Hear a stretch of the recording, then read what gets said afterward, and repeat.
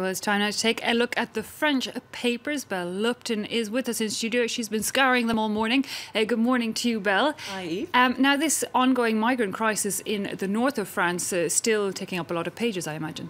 It is, and the mood on this particular story is really gloomy across the French press. So it's been over a week now, and we keep seeing images of these men, women and children who are trying to cross over from Calais, from the north of France, into the UK in the hope of better prospects over there. Libération, in tune with this mood, has taken the decision to replace its classified ads in the paper with a column which is a list of those migrants who have died attempting to make that crossing since the beginning of this year. So I'll read you one of those. Miss Ghane, an Eritrean exile, 23 years, died on 24th of July, hit by a car around 5:30 a.m. on the A16 motorway towards Calais. And then you've got another one, Mr. Getne, of Ethiopian origin, 32 years, died on 26th of June at the Eurotunnel in Calais.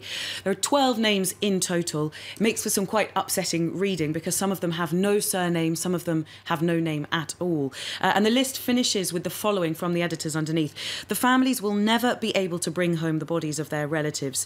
They will be buried in the greatest silence of European states, killed for their liberty at the French-UK border, a deadly frontier. Yeah, I was reading at the weekend even one migrant in Calais stressing because he knew his cousin or somebody had gone through and trying to get that body back. Horrific stories. A very tragic mood there in Calais. And it's not just in Calais there's a problem. Here in Paris things are also tense. Yes, there is indeed the same kind of issue in Paris.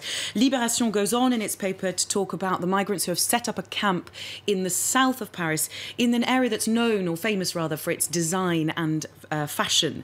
Now the camp itself is underneath a nightclub, and you can see from the picture there that this really is two worlds colliding, two worlds that are, you know, essentially two worlds apart. And the paper gives us an idea of what daily life is like for these migrants. They're Sudanese, they're Moroccan, they're from Guinea.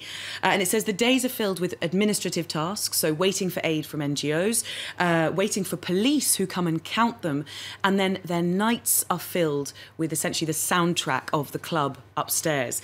Now, some clubbers it describes as not knowing quite what to make of all these migrants underneath, and some turn a blind eye to the human misery, essentially, that is right at their feet. There's a story there that one of them, you know, a glass was knocked over the side and, you know, splashed one of the migrants. It's just little things like that where you feel like these two worlds are really colliding. The contrast, as you can see in that photo, is really shocking. So it is just this sense of kind of, you know, two borders, two worlds again colliding. Yeah.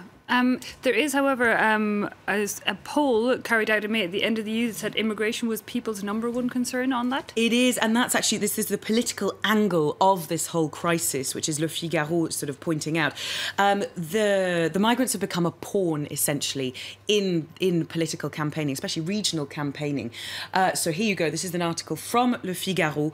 According to that poll, carried out in May in EU states, immigration is people's #1 concern. And on the front page of Libération, they say essentially that this is a slightly different kind of poll. It's now an online petition. This new way of mobilising support is easy, it's viral, but the long-term impact is still uncertain. So these are now kind of online polls being used to try and mobilise political will. With a single click, says the paper, any citizen anywhere in the world can start a petition. The paper asks, is it a new form of militancy or is it just cheap political engagement? Now, some use it, of course, these political polls or these rather petitions, to take their country's pulse. And Libération gives the example of a really successful poll, a petition rather, against food waste on change.org. Thousands of signatures later, media exposure, and the petition ended up having the law changed. So it says here, online petitions are a new tool to measure opinion. They are for the poor what opinion polls are for the rich. Okay, and now clearly they do, at times at least, have some effect.